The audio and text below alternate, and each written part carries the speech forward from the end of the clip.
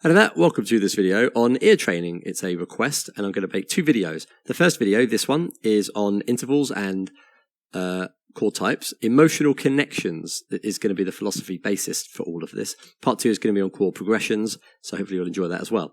So let's get straight into it. You're going to go through, first of all, the main intervals from the major scale, 1, 2, 3, 4, 5, 6, 7, in all the keys. We're going to go through all the different keys. And you're going to treat this as a meditation experience almost. You're going to allow an emotion, a feeling, a sight, and even another song, descriptive adjectives to come to your mind when you are playing the intervals. And your homework will be to experience and explore the altered notes. So the minor, the flat 5, the dominant 7, the sharp 5, all these other ones. We're only going to focus on 1, 2, 3, 4, 5, 6, 7 for this. And then a couple of chord types. And of course, you can explore other chord types as you wish. So we'll start with the second interval. You're playing it with both hands, I guess, and you're going to have some major scale mastery involved because you're going to play it in different keys. And you're going to feel what each one feels like when you go up to it and down to it. So let's do the second. We'll start on the key of C with the second, and we'll jump around and see what happens. So I'm going to try and describe each one, and we'll see how it goes. So the second interval, it sounds safe, it sounds cute, close, and it always sounds a little bit boring to me. Let's do it in the key of G. It sounds like it just wants to kind of go home again. It's just a bit of a weak note almost. Let's do it in the key of E flat.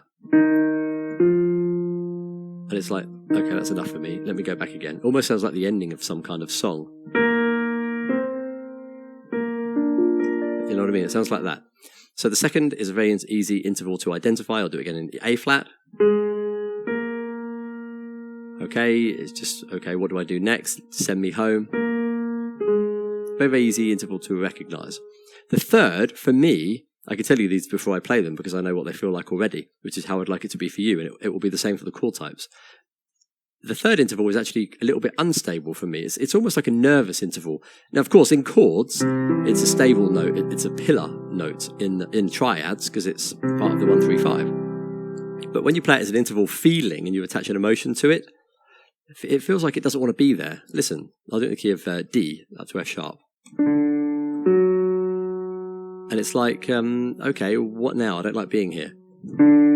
It's almost like it wants to go up to the 4, which is the next interval, but this emphasis on the third here. Can you hear it now? It's like, okay, well, like, what do I do now? It almost like it wants to go even to a minor, you know, which sounds a bit more stable, which is strange. Or go up to the 4. You see, so the third interval is easy to recognize because it's an easy one. It's not too far away. You can hear the jump isn't big. And it just wants to go away. It doesn't want to be played. It's a very interesting kind of feeling.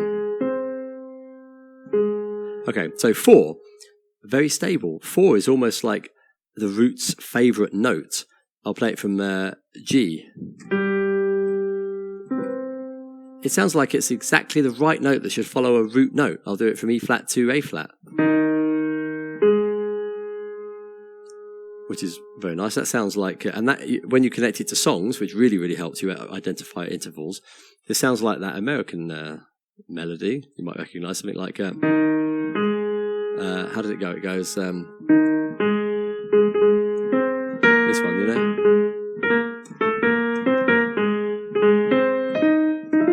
All that stuff. So that's the 4th. And there's lots of melodies that you can connect to that as well. It really feels stable. And it feels stable also when you play chords because the 4th up is a very common chord progression, as you'll see in part 2, video 2. So E flat to A flat, I play an E flat 7 chord. And it just wants to settle on the 4th, which is A flat. If we do it in E, it will settle on A. Playing an E7. And it wants to settle on the A. So 1 to 4 is a very strong, nice, comfortable, absolutely play me, I'm happy here. Completely fine, lovely interval. They just belong together. So the 5. Now that to me sounds regal.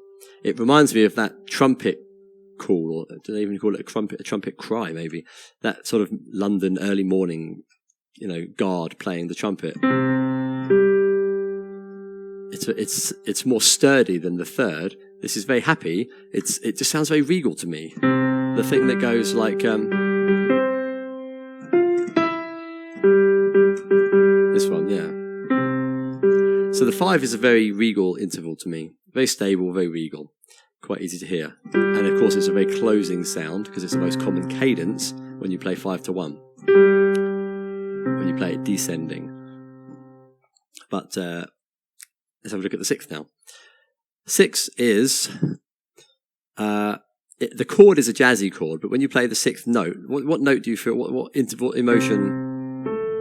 It has that kind of it's very hard to describe, but because on the chord, it's a very soft chord. But when you try to identify the interval emotion, it's a little bit like a lost note. It doesn't sound as nice as it does in a chord type. Very, very nice chord type, the 6th.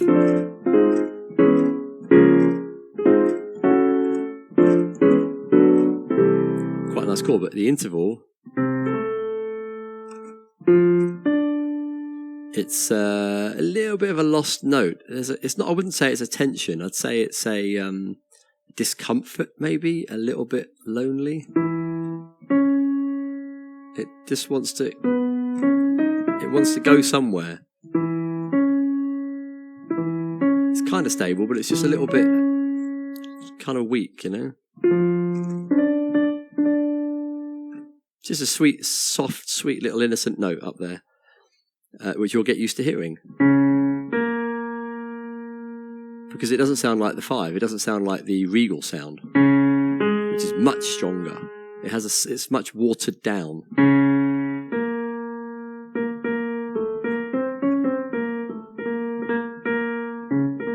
See? Interesting. Now, the 7 is the a kind of clashy one. In a major 7 chord, it sounds very nice. Let's do it in the key of an E. The major 7 is very, very nice in a chord. But as an interval, it has a very ugly tension to it. They don't really go well together.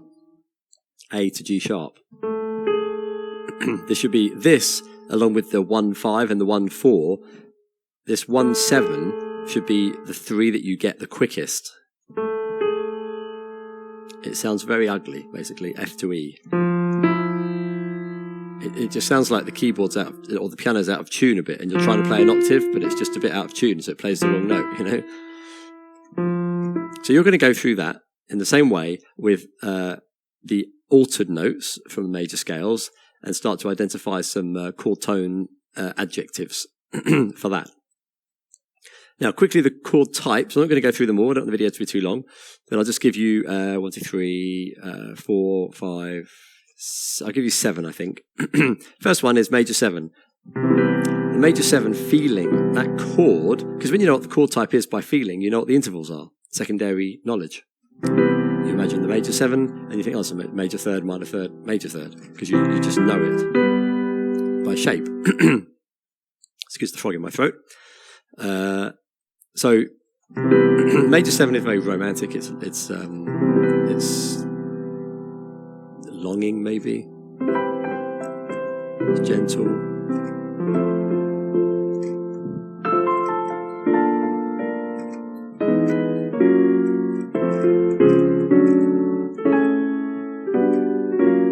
It's a very, very sweet, nice chord. Very, very unique sound. So create your own adjectives for that. The next one is the dominant 7 chord, which is the happy chord, the going somewhere chord. But it stands well on its own, which is kind of an interesting paradox. But I mean, the chord can be an ending chord.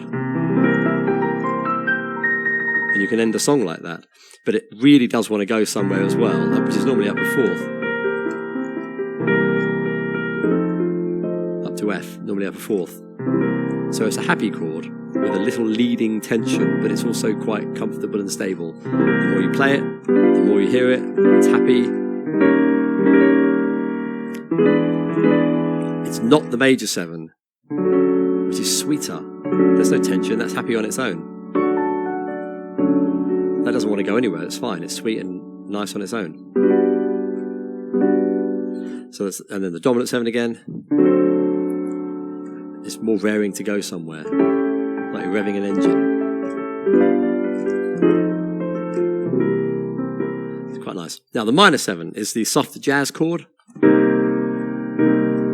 It's stable, it's happy in one place. It's a little bit sad, but not completely. The 7 softens it. If I just play the minor triad, it's very, serious and heavy. But when you add the 7 on top, it just makes it prettier, makes it sweeter.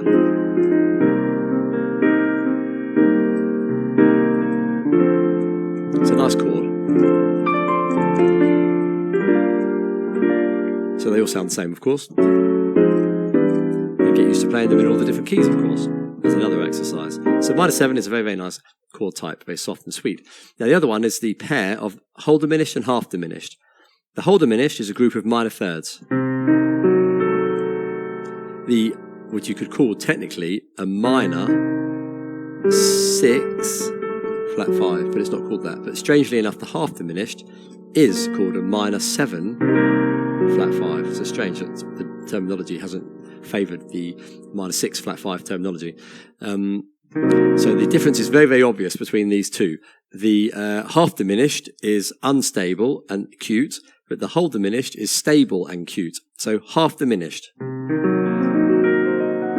It's a bit more fairy-like, like something's going to happen. It's a little bit of like, what's going to happen now? But then the whole diminished, it's a bit more mysterious, but it's stronger and stable. It's not going anywhere. The half diminished wants to go somewhere.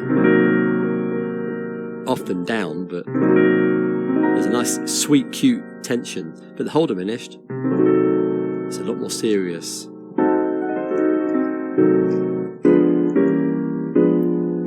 Very strong chord on its own. It's very nice. It's cute and strong. Half diminished. That top note gives it that mysterious, something. It's a bit less stable.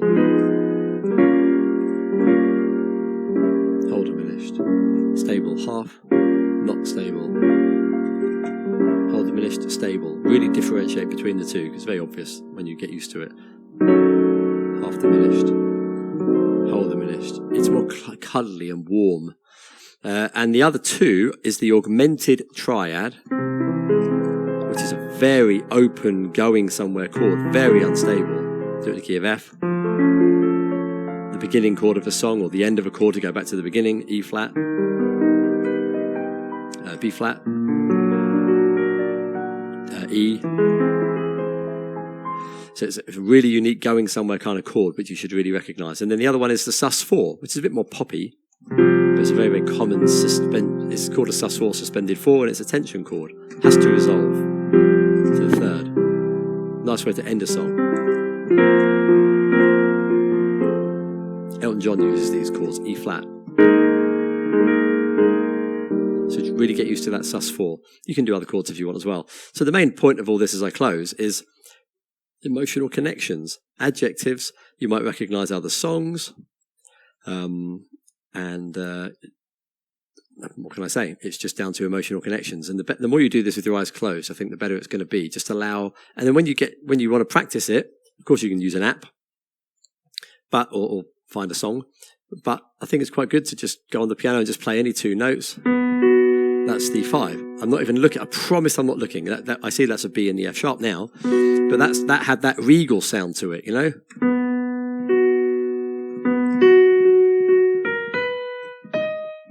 That little melody that's in my head for some reason.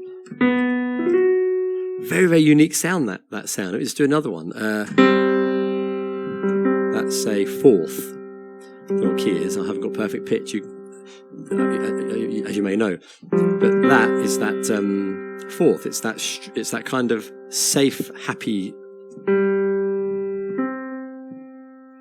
completely happy.